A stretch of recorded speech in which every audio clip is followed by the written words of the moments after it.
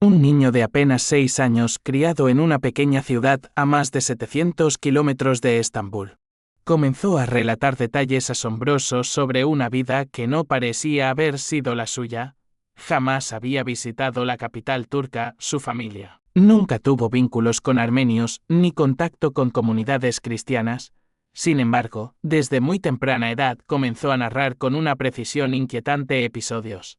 Nombres y descripciones que parecían pertenecer a otra época, a otra identidad. Decía haber sido un hombre adinerado, de origen armenio, que había vivido en una casa junto al mar en Estambul y fallecido mucho antes de que él naciera. Los relatos eran tan precisos y tan fuera del alcance de una imaginación infantil común, que llamaron la atención de un psicólogo australiano, el Dr. Churhan Cale, profesor de la Universidad de Tasmania. Este investigador, inicialmente escéptico, decidió viajar hasta Turquía para evaluar personalmente lo que parecía un caso imposible. Lo que descubrió desafiaría todo lo que la ciencia había entendido hasta entonces sobre memoria, identidad y conciencia. Imaginen la escena: un especialista en psicología experimental, sentado en la sala modesta de una familia turca de clase media, escuchando a un niño de 6 años describir con lujo de detalles una casa de 3 pisos ubicada al borde del Bósforo. El niño hablaba de una propiedad antigua, vecina a la residencia de una mujer famosa en Turquía, con una iglesia ubicada justo detrás. Mencionaba una familia armenia apellidada Kerekes, cuya fortuna provenía del comercio de artículos de cuero. Afirmaba que el hombre, que había sido en su vida pasada, acostumbraba a portar un gran maletín marrón, y que solo residía en esa casa durante los meses de verano. ¿Cómo era posible que un niño que jamás había estado en Estambul conociera la existencia de una casa específica en una ciudad con más de 15 millones de habitantes? ¿Cómo podía referirse con tal exactitud a una familia armenia que ya no figuraba en los registros contemporáneos? ¿Cómo describía con tanto detalle una vivienda abandonada hacía décadas? El Dr. Cale se hizo estas mismas preguntas, y, en lugar de descartar el caso como una fábula infantil, decidió iniciar una investigación que cambiaría su perspectiva para siempre. Kemal Atasoidese era el nombre del niño. Había comenzado a relatar estos recuerdos desde los 2 años de edad. A pesar de pertenecer a una familia musulmana moderada, sus padres no sabían qué pensar de aquellas historias. No le daban mucha importancia, pero tampoco podían ignorar la especificidad de lo que decía. Según Kemal, antes de nacer había vivido como un hombre cristiano de ascendencia armenia, dueño de una impresionante mansión construida literalmente sobre el agua, donde las embarcaciones atracaban justo en el frente de la propiedad. Los relatos se tornaban cada vez más particulares. Hablaba de una vecina famosa llamada Aegul, quien había sido una figura pública importante en Turquía antes de verse envuelta en escándalos que la obligaron a dejar el país. Describía la existencia de una iglesia detrás de su casa. Mencionaba que su esposa y sus hijos llevaban nombres griegos.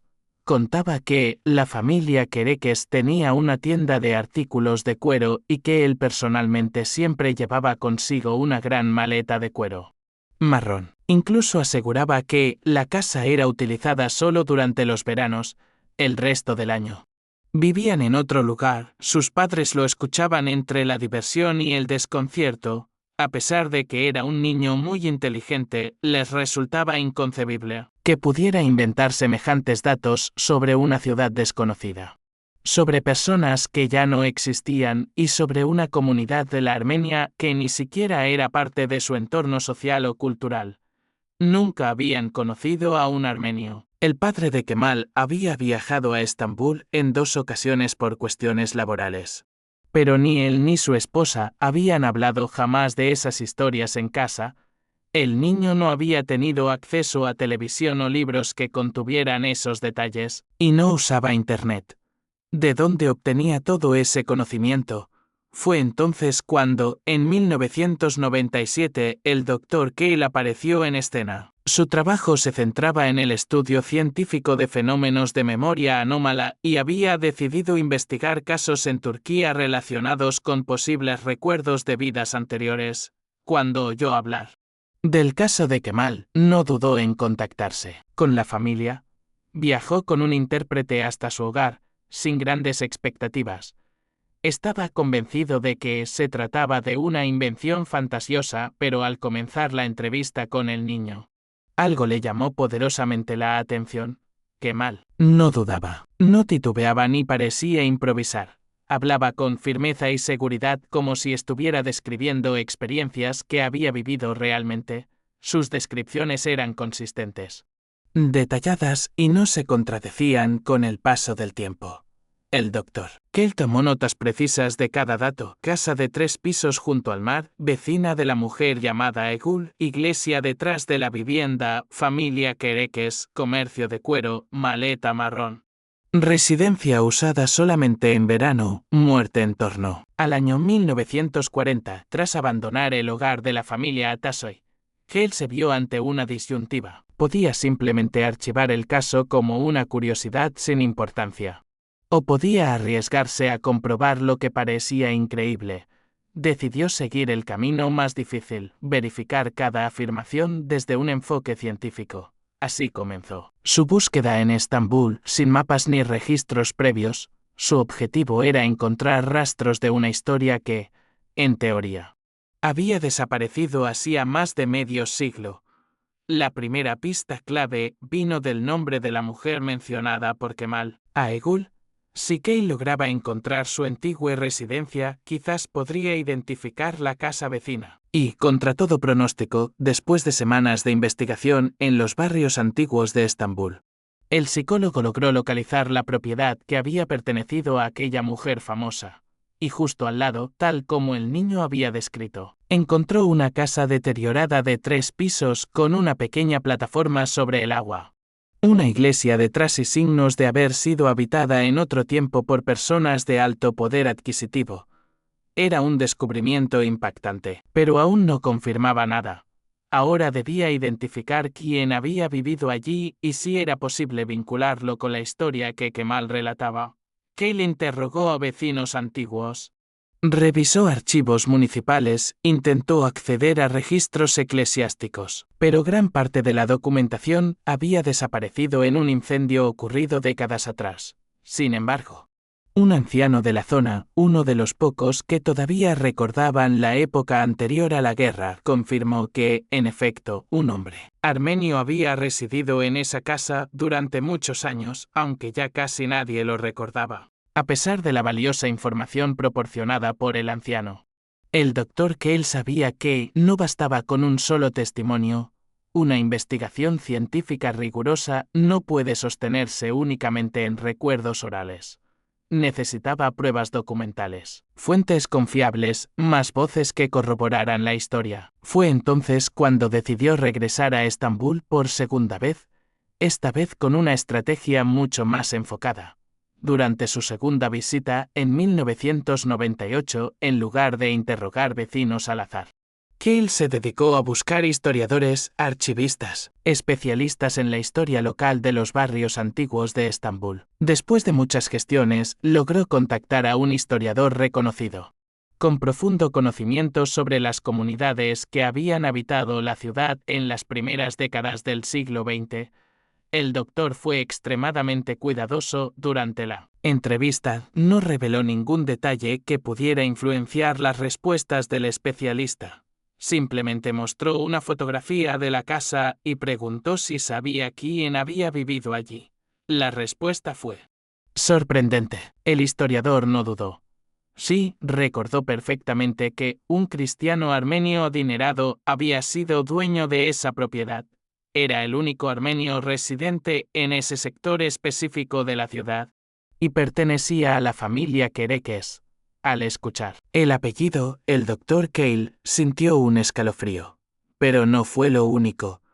El historiador agregó que la esposa del hombre era griega ortodoxa, y que el matrimonio había generado tensiones con la familia de ella. Mencionó también que tenían 3 hijos, cuyos nombres no recordaba con certeza, aunque sí sabía que eran nombres de origen griego. Lo más impactante llegó después. La familia Kerekes tenía un negocio de cuero en otra parte de Estambul. Dijo. El hombre siempre llevaba consigo un maletín grande de cuero marrón. Solo pasaba los veranos en esa casa. El resto del año vivía en otro lugar. Cada palabra coincidía perfectamente con lo que Kemal había dicho años antes. No se trataba de generalidades, sino de hechos concretos que el niño no podía haber inventado ni deducido. Incluso la fecha de fallecimiento del hombre coincidía. Murió entre 1940 y 1941, explicó el historiador. Justamente el periodo indicado por Kemal. Pero había un detalle adicional que intrigaba profundamente al Dr. Keil. El niño había mencionado que el hombre se llamaba de una manera especial, usando un término armenio que, según él, significaba buen hombre. Keil decidió comprobar eso también. Consultó lingüistas expertos en idioma armenio antiguo y descubrió que el término citado por el niño era real. Se trataba de una expresión arcaica utilizada como apodo afectuoso para referirse a alguien respetado dentro de la comunidad. No era una palabra de uso común. Ni siquiera entre los armenios actuales. ¿Cómo había llegado un niño turco, sin educación formal en idiomas, sin contacto con armenios, a conocer un término tan específico y tan culturalmente cargado? Con cada verificación, el caso se volvía más y más difícil de explicar desde una perspectiva racional. La descripción arquitectónica de la casa, su localización exacta junto al mar, la vecina famosa. La iglesia en la parte trasera, el apellido de la familia, la ocupación con artículos de cuero, la maleta marrón, la residencia estacional, la esposa de origen griego, el periodo de la muerte. Y el nombre simbólico en armenio, todo encajaba. Keil reflexionó profundamente. Intentó descartar hipótesis. ¿Podía tratarse de una coincidencia? No, los elementos eran demasiado específicos. ¿Podía ser información obtenida por medios convencionales? Improbable. Ni siquiera él, con toda su experiencia, había conseguido esos datos sin meses de investigación. ¿Podía tratarse de un fraude por parte de la familia? No tenía sentido. Los padres de Kemal no habían buscado publicidad, ni dinero, ni atención. Apenas toleraban las historias del niño como algo curioso, pero no creían realmente en ellas. ¿Era todo producto de una imaginación extraordinariamente fértil? Entonces, ¿cómo explicar la precisión con que describía barrios, construcciones, relaciones familiares y términos lingüísticos históricos? El Dr. Keil estaba convencido de que se encontraba ante un fenómeno que merecía la máxima seriedad. Por eso, en 1999 realizó una tercera y última expedición a Estambul, con el objetivo de completar los últimos huecos que quedaban en la investigación. Su obsesión ahora era confirmar lo que Kemal había dicho sobre los nombres griegos de la esposa y los hijos del hombre armenio. El historiador había mencionado que la esposa era griega ortodoxa, pero no había podido confirmar los nombres durante esta tercera fase. Keil accedió a nuevos archivos familiares y registros de la comunidad ortodoxa griega, aunque no encontró los nombres exactos de los hijos. Sí halló evidencias documentadas de que todos ellos tenían nombres de origen griego.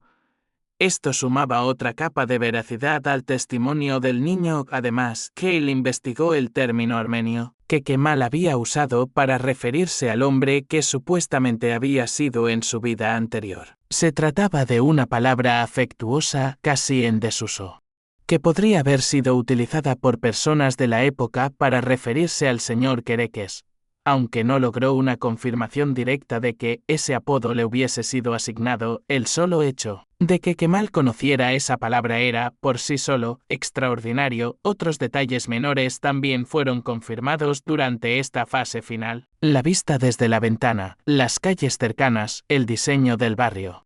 Todo correspondía con la descripción del niño.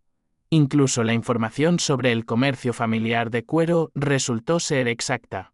Existía efectivamente una empresa familiar con ese apellido vinculada a la venta de artículos de cuero. Ubicada en otro distrito de Estambul, lo que más impresionaba al investigador australiano no era solamente la cantidad de coincidencias, sino la naturalidad con la que Kemal se refería a todos esos aspectos. No hablaba como quien recita datos memorizados, sino como quien revive recuerdos personales, experiencias propias, escenas cotidianas de una vida pasada. No parecía estar actuando ni repitiendo lo que otros le habían contado. Era como si esas memorias pertenecieran genuinamente a su identidad cuando regresó a Australia. Que él sabía que tenía en sus manos algo único. No era simplemente una anécdota curiosa. Había documentado, con rigor científico, un conjunto de datos imposibles de explicar por medios convencionales. La cuestión ahora era cómo reaccionaría la comunidad científica ante algo tan extraordinario. La presentación oficial del caso generó un debate intenso. Algunos investigadores quedaron fascinados por la cantidad de detalles verificados de manera independiente. Otros, en cambio, reaccionaron con escepticismo. Como suele ocurrir ante cualquier fenómeno que desafía los paradigmas establecidos. Sin embargo, nadie pudo negar que la investigación había sido meticulosa, bien estructurada y que se había evitado cualquier tipo de sesgo o suposición previa. El caso fue publicado en revistas científicas especializadas y presentado en conferencias académicas internacionales. La metodología empleada por el Dr. Keil fue destacada por su objetividad y profundidad. Él no había intentado probar una creencia personal, sino aplicar el método científico a un fenómeno que, en principio, parecía increíble. Su actitud fue la de un escéptico abierto. No negó la posibilidad de que algo fuera cierto, pero exigió evidencia clara antes de sacar conclusiones. Uno de los nombres más reconocidos en el campo del estudio de la reencarnación, el Dr. Ian Stevenson, de la Universidad de Virginia, elogió públicamente el trabajo de Keil, considerándolo un ejemplo de cómo deberían abordarse este tipo de investigaciones. Para Stevenson, que había documentado más de 2000 casos en distintas partes del mundo, el expediente de Kemal Atassoy se destacaba por la calidad de las pruebas y la seriedad del análisis. A partir de entonces, otros investigadores comenzaron a examinar el caso en busca de posibles explicaciones alternativas. Se intentó determinar si Kemal o su familia podrían haber accedido, de alguna forma, a la información descubierta. Se exploraron posibilidades como conexiones familiares no reveladas, lecturas, exposiciones a medios de comunicación o incluso viajes ocultos. Pero ninguna hipótesis se sostuvo. La familia del niño fue investigada minuciosamente. Sus rutinas, relaciones, antecedentes y acceso a información externa fueron exhaustivamente documentados. Y nada apuntaba a una fuente lógica que pudiera haber proporcionado los datos conocidos por el niño. Además, la distancia entre la ciudad natal de Kemal y Estambul, más de 700 kilómetros, hacía imposible que hubiera escuchado historias locales o recibido datos casualmente. Su entorno era completamente ajeno a la cultura armenia, a la historia de esa zona de Estambul y a todo lo que él afirmaba recordar. Algunos críticos intentaron minimizar la importancia del caso, alegando que ciertos detalles podían haber sido mal interpretados o exagerados. Sin embargo, incluso aplicando los criterios más conservadores, la cantidad de coincidencias verificadas seguía siendo estadísticamente imposible de atribuir al azar. Con el paso del tiempo, el caso Kemal Atassoy fue reconocido como uno de los ejemplos más sólidos de memoria de vida anterior documentada científicamente. No porque demostrara de forma concluyente que la reencarnación existe, sino porque planteaba una serie de hechos que la ciencia actual no podía explicar satisfactoriamente. Para muchos, se convirtió en una prueba de que hay aspectos de la conciencia humana que aún escapan a nuestra comprensión. El propio Dr. Keil, que había comenzado esta aventura como un escéptico racional, terminó admitiendo que el caso había cambiado su visión del mundo. No puedo afirmar categóricamente que Kemal es la reencarnación de un hombre armenio que vivió en Estambul. solía decir. Pero si puedo afirmar que documenté un fenómeno real que no puedo explicar usando los recursos actuales de la ciencia, esa honestidad científica, lejos de debilitar sus conclusiones, les dio aún más peso de este caso. Además, no es único que lo incorporó a una base de datos creciente de más de 2.500 casos similares registrados en distintas partes del planeta, desde India hasta Sri Lanka, desde el Líbano hasta Estados Unidos. Lo sorprendente es que muchos de esos relatos presentan patrones comunes. Los niños comienzan a hablar de sus supuestas vidas pasadas entre los 2 y 5 años. Edad en la que el lenguaje comienza a desarrollarse, pero la influencia social aún no ha moldeado completamente su pensamiento. Otra característica habitual es la gran distancia geográfica entre la vida pasada y la actual, lo que descarta que se trate de información absorbida en el entorno inmediato. En muchos casos, como en el de Kemal, la especificidad es impresionante: nombres, direcciones, profesiones, relaciones familiares y detalles arquitectónicos que luego pueden ser confirmados por fuentes externas. También es común que estas memorias comiencen a desvanecerse a medida que el niño crece. Y eso fue exactamente lo que ocurrió con Kemal. Al llegar a la adolescencia, sus recuerdos comenzaron a volverse difusos. Ya adulto, rara vez habla del tema. Lleva una vida tranquila, sin interés en la fama ni en revivir su pasado extraordinario. Aparentemente, ha dejado atrás aquella fase de su infancia como si se tratara de un sueño lejano. Pero para quienes estudiaron su caso, Kemal Atassoy representa mucho más. Representa una grieta en el muro de lo conocido, una oportunidad para replantear nuestras creencias sobre lo que es la conciencia, sobre qué nos define como personas y sobre qué ocurre después de la muerte. ¿Somos simplemente cuerpos biológicos que se apagan al morir? ¿O existe algo en nosotros, una esencia, un yo que continúa, que retorna, que lleva consigo memorias que no mueren? Tal vez nunca obtengamos una respuesta definitiva. La ciencia rara vez ofrece certezas absolutas en temas tan complejos. Pero el caso de Kemal Atassoy nos recuerda que la investigación rigurosa no es incompatible con la apertura a lo desconocido, que es posible aplicar el pensamiento crítico a fenómenos que parecen salidos de la ficción y descubrir que, a veces, la realidad puede ser más extraña que cualquier historia inventada.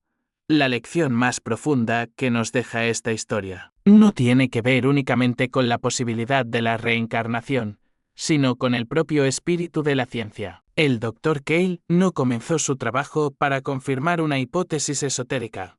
Comenzó simplemente haciendo preguntas, observando con objetividad, buscando la verdad donde fuera que ésta lo llevara. Y encontró algo que desafía nuestras categorías actuales, algo que sugiere que la muerte podría no ser el final, sino apenas un paso hacia otra etapa de la existencia.